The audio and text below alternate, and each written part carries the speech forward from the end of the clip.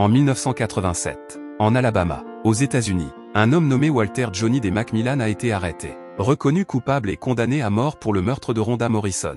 Johnny était en fait innocent. Il est puni pour un crime qu'il n'a pas commis. Il a ensuite dû être détenu en prison jusqu'au jour de son exécution. D'un autre côté, Brian Stevenson, étudiant en droit à l'université Harvard, étudie pour devenir avocat spécial auprès des accusés condamnés à mort. Brian est interne à la prison de Géorgie. L'un des prisonniers a demandé à Brian pourquoi il était allé à Harvard alors qu'il y avait tant de blancs là-bas. Il a ensuite expliqué que la raison pour laquelle il est devenu avocat était qu'il voulait aider les autres, mais qu'il ne connaissait pas encore la meilleure façon de le faire, car le racisme était encore répandu en Amérique. Non seulement pour les criminels, mais aussi pour une personne instruite comme Brian.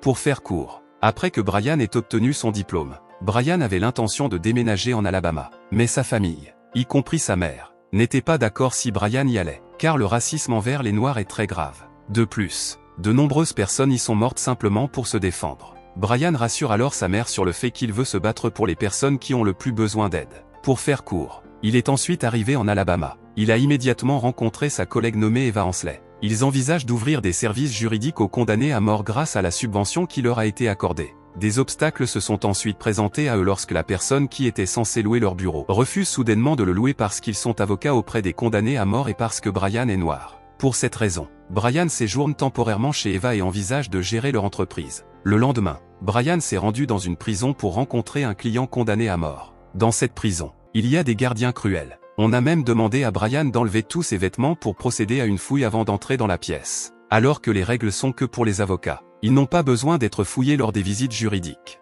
Mais ils l'ont fait parce que Brian était noir. Brian était profondément humilié. Il y a rencontré plusieurs détenus qui se trouvaient habituellement dans la résidence de son avocat. L'un d'eux est Herbert Richardson, un ancien médecin de la guerre du Vietnam qui a été reconnu coupable d'avoir fait exploser une bombe qui a tué une femme. Mais pas intentionnellement. En tant qu'ancien soldat de la guerre du Vietnam, il souffre de syndrome de stress post-traumatique. Le travail de Brian consiste à essayer de les aider à échapper à la peine de mort. Car quoi qu'ils fassent, leur vie a toujours un sens. Brian a ensuite rencontré Johnny D, qui séjournait chez son avocat car il n'avait plus d'argent et avait été condamné à mort. Johnny D en avait assez des promesses qui avaient été promises auparavant de faire appel jusqu'à ce qu'il soumette un réexamen jusqu'au procès, à la Cour suprême. Mais toujours rejeté. Selon Johnny D, les Noirs comme eux ne seront que réprimés et vomis. Ils n'hésitent même pas à accuser les gens sans preuve parce qu'ils n'en ont pas besoin. Ils peuvent même présenter facilement de faux témoins. Fatigué de tout ça, Johnny D rejette Brian.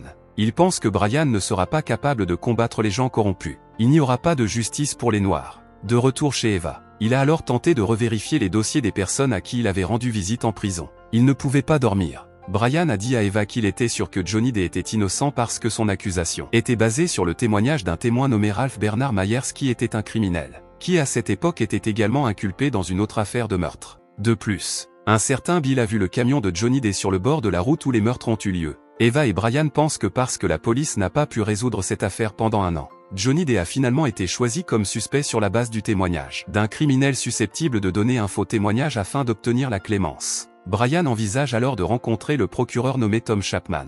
Brian a déclaré qu'il avait de sérieux doutes quant à la véracité du cas de Johnny D. Il a ensuite exprimé ses doutes sur le dossier de Johnny D. Mais Tom a été rejeté parce que Johnny D avait déjà été reconnu coupable par le jury et que c'était son travail de maintenir l'intégrité du jury. Mais Brian a rétorqué qu'il était de son devoir de demander justice pour son client. En entendant cela, Tom a présenté un très mince dossier de déclaration de témoins et de procureurs.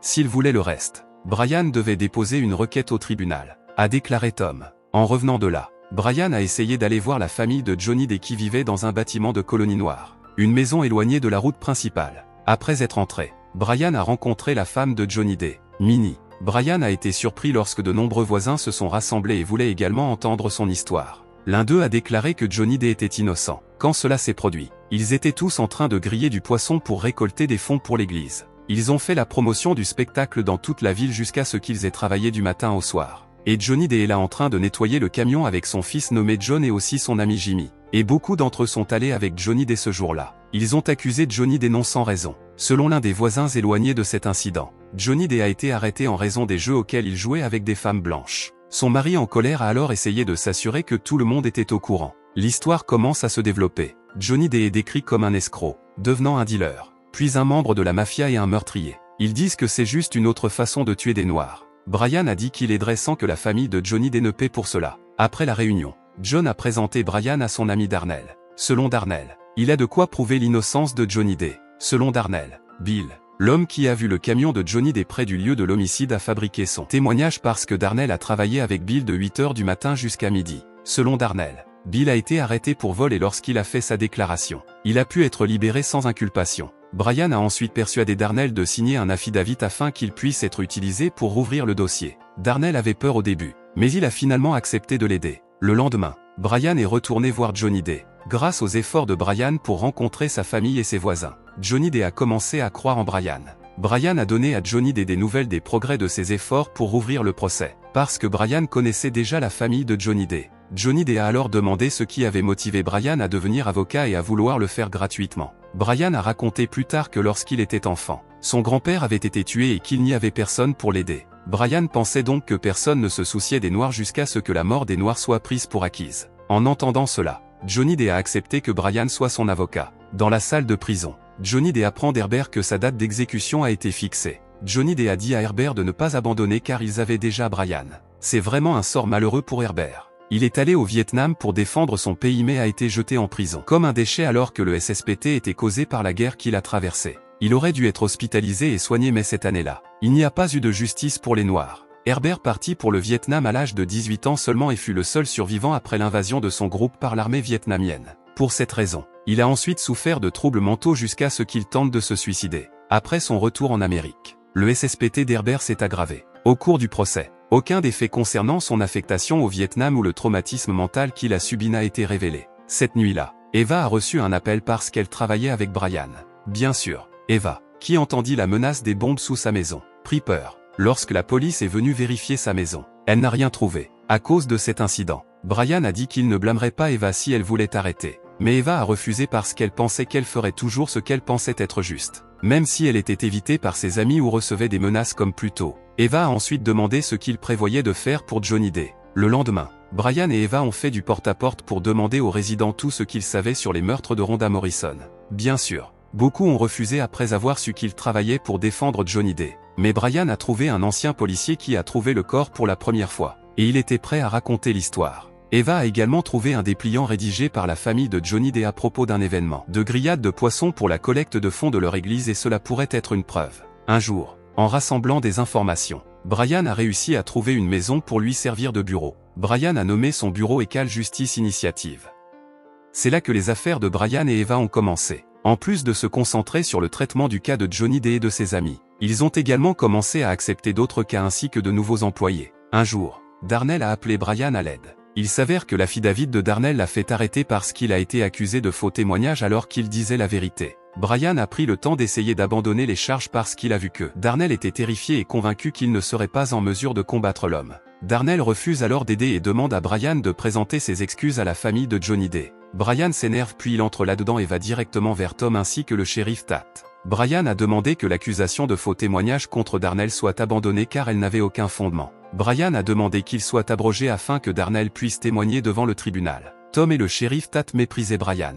Ils ont accepté mais ont été suivis par la nouvelle que la requête de Brian pour ouvrir le procès serait rejetée. Même si Brian n'avait reçu aucune nouvelle officielle. Comme si à cause de l'impudence de Brian, il ferait facilement ça. Sur le chemin du retour, Brian a été arrêté par une voiture de police sans raison apparente, pour avoir refusé de descendre de la voiture. Ils ont même pointé l'arme sur Brian et pendant ce temps, les autres policiers ont démonté les dossiers dans la voiture de Brian. Après cela, la police est partie. En prison, Johnny Day n'est plus surpris que de nombreuses autorités soient obligées de faire cela à Darnell. La motion de Brian continuera certainement d'être rejetée. Brian a été choqué d'apprendre que Johnny Day avait été condamné à mort avant le procès. Ils peuvent le faire, et encore moins simplement bloquer la requête en nouveau procès. Les Noirs d'Alabama semblent être confrontés à la guerre froide uniquement pour obtenir justice. Un jour, Brian a tenté de prendre une décision audacieuse. Il décide de rencontrer Ralph Bernard Myers, le seul témoin qui a mis Johnny Day en prison. Brian a eu beaucoup de mal à convaincre Ralph de parler de son témoignage au procès. Ralph a seulement déclaré que pendant qu'il était détenu à la prison d'Escambia avant de témoigner au procès de Johnny Day, Ralph avait interrogé le shérif sur la patrouille de Morrison 2 mois avant le procès. Après cela, il a quitté Brian. L'information a été immédiatement transmise à Eva selon laquelle il pourrait encore y avoir des preuves au tribunal d'Escambia. Grâce à une connexion de leur nouvelle employée nommée Brenda, Brian a finalement pu y accéder et a réussi à dupliquer les preuves enregistrées ainsi que le fichier de transcription de l'entretien. Information surprenante obtenue par Brian dans la cassette. Ralph est interrogé par le shérif Tate. Il a admis qu'il n'avait absolument aucune idée de qui était le meurtrier de Rhonda Morrison. Brian essaie toujours de déposer une requête auprès du tribunal pour rouvrir le dossier d'Herbert. Mais l'autre jour, ils ont reçu une réponse indiquant que la requête avait été rejetée et que l'exécution aurait lieu. Le jour de l'exécution d'Herbert arriva. Il a dit au revoir à Johnny Day et à ses autres amis. Il sera exécuté sur la chaise électrique. Brian, qui était venu avant l'exécution, s'est excusé auprès d'Herbert pour son échec. L'exécution d'Herbert commença aidant au vain un cri de soutien à Herbert.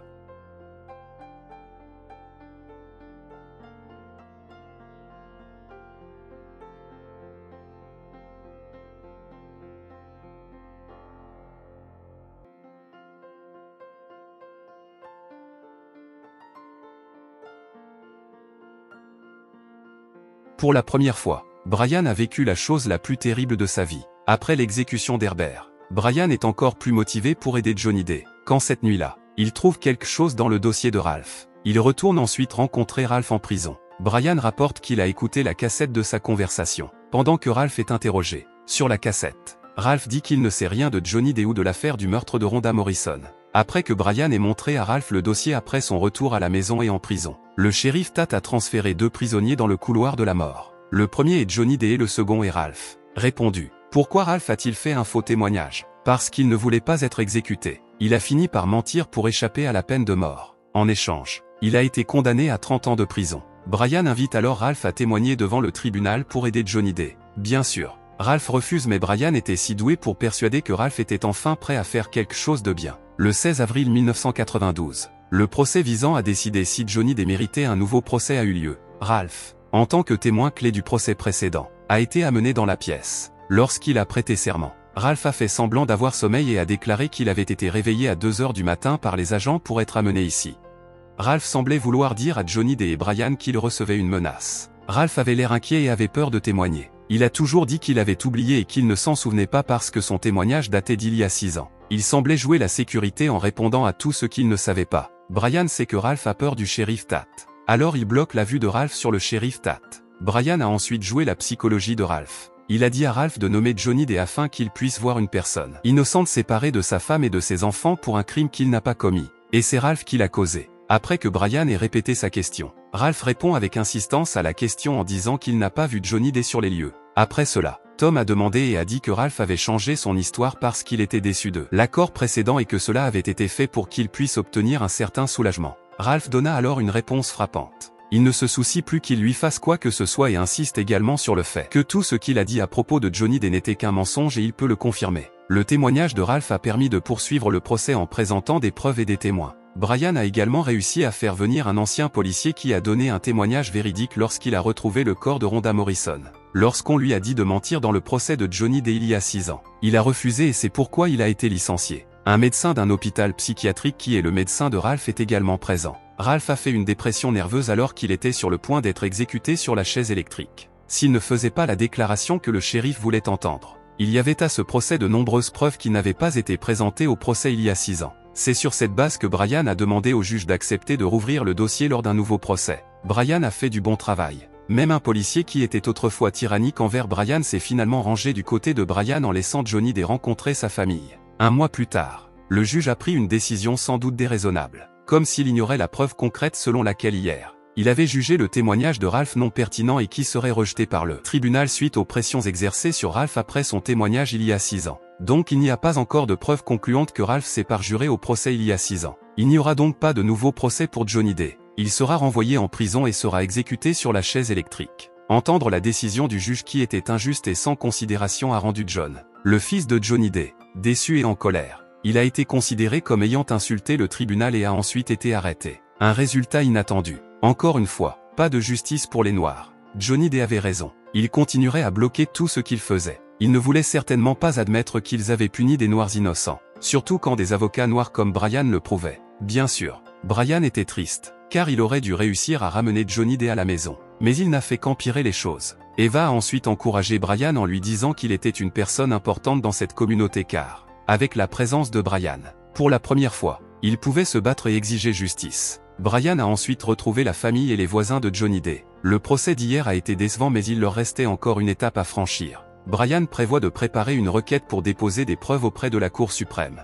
Il pourrait annuler le verdict final du juge et forcer un nouveau procès. Rien ne garantit que cela fonctionnera. Mais Brian estime également qu'il n'y a aucune raison pour que la Cour suprême ignore leurs preuves. John a dit que si cela fonctionnait, son père serait toujours traité de meurtrier. C'est pourquoi Brian a décidé de porter l'affaire dans une émission télévisée. Johnny Depp a été interviewé par des animateurs célèbres, tout comme Ralph. Si le tribunal pouvait être dirigé par quelqu'un ayant un intérêt, la société pourrait alors juger que même le cœur de Tom était touché. Le sort de Johnny Depp dépend désormais de la décision de la Cour suprême de l'Alabama. Brian espérait qu'il prendrait une décision une fois que les dossiers de l'affaire leur auraient été montrés. 3 mois plus tard, les effectifs du bureau d'Ecal Justice Initiative augmentent désormais. Un jour, Brenda a reçu un appel l'informant que le verdict de la Cour suprême était tombé. Brian s'y est ensuite immédiatement rendu et, par conséquent, la décision du juge précédent a été annulée et un nouveau procès pour Johnny Depp a été approuvé. Cette nouvelle a bien sûr enthousiasmé la communauté.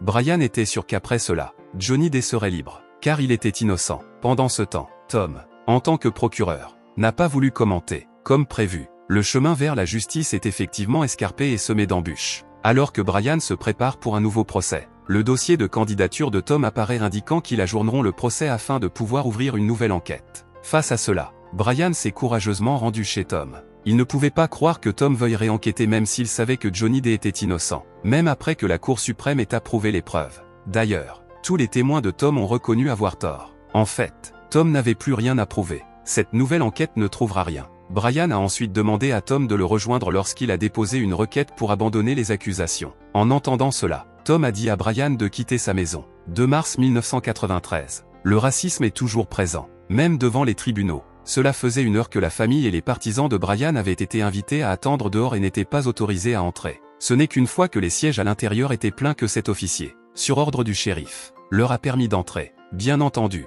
les participants au procès semblaient séparés entre les Noirs, qui se tenaient au fond, et les Blancs, assis sur les chaises. Le procès présidé par la juge Pamela commence. Ce procès a commencé avec la déclaration de Brian selon laquelle il avait demandé l'annulation des accusations contre Johnny Depp. Brian a ensuite parlé en disant qu'il était facile de voir cette affaire comme une preuve que l'accusé était innocent. Mais lorsqu'il a condamné un homme noir à mort 1 an avant son procès, et en plus, il n'y avait aucun noir dans le jury. De plus, il était basé sur le témoignage d'hommes blancs et ignorait le témoignage de 24 témoins noirs respectueux de la loi. La preuve que Johnny Depp était innocent reste invraisemblable. Les gens qui tentent de dire la vérité sont menacés. Ce procès n'est pas seulement le procès d'une seule personne, mais il peut être considéré comme un test pour savoir si nous serons gouvernés par la peur et la colère ou par l'état de droit lui-même. Si ceux qui sont derrière cela sont immédiatement déclarés coupables lorsqu'ils sont accusés, s'ils vivent dans la peur car cela pourrait leur arriver, si le système traite mieux les riches coupables que les pauvres innocents, alors nous ne sommes pas justes. Si la justice équivaut à protéger les droits de chaque citoyen, quelle que soit sa richesse, sa race ou son statut, alors le cauchemar de la famille de Johnny Depp devrait bientôt prendre fin. Brian a déclaré que les allégations contre Johnny Depp s'avèrent provenir de personnes qui ont un intérêt direct dans la réputation. En faisant cela, ils ignorent la vérité. Cela signifie que nous n'avons pas respecté la loi. Ce n'est pas justice et ce n'est pas juste. Quand ce fut au tour de Tom de faire sa déclaration, Tom dit de manière surprenante qu'il acceptait de rejoindre Brian. Il a convenu que le procès de Johnny Depp avait été abandonné. Le procès est terminé. Johnny Depp peut être libre et rentrer chez lui. Brian a finalement réussi à sauver Johnny Depp après 6 ans de prison pour un crime qu'il n'a pas commis. Johnny Depp a ensuite emballé ses affaires. Sa liberté fut saluée par les cris des autres détenus ainsi que de Ray qui pleurait en voyant cette victoire. Johnny Depp a finalement pu rentrer chez lui pour retrouver sa famille et les membres de sa communauté. La victoire de Brian a bien sûr apporté un nouvel espoir dans le cas des fausses accusations fondées sur le racisme. Le 2 avril 1993, les sénateurs de l'État ont invité Brian et Johnny Depp à entendre parler de la peine de mort. Devant les sénateurs, Brian a déclaré que le contraire de la pauvreté n'est pas la richesse. Le contraire de la pauvreté est la justice. Le caractère de la nation ne se reflétant pas dans la manière dont nous traitons les riches et les privilégiés mais dans la manière dont nous traitons les pauvres qui sont détestés et méprisés. Si nous nous regardons de plus près et honnêtement, nous verrons ce dont nous avons besoin. La justice est tout ce dont nous avons besoin. Seulement de la compassion.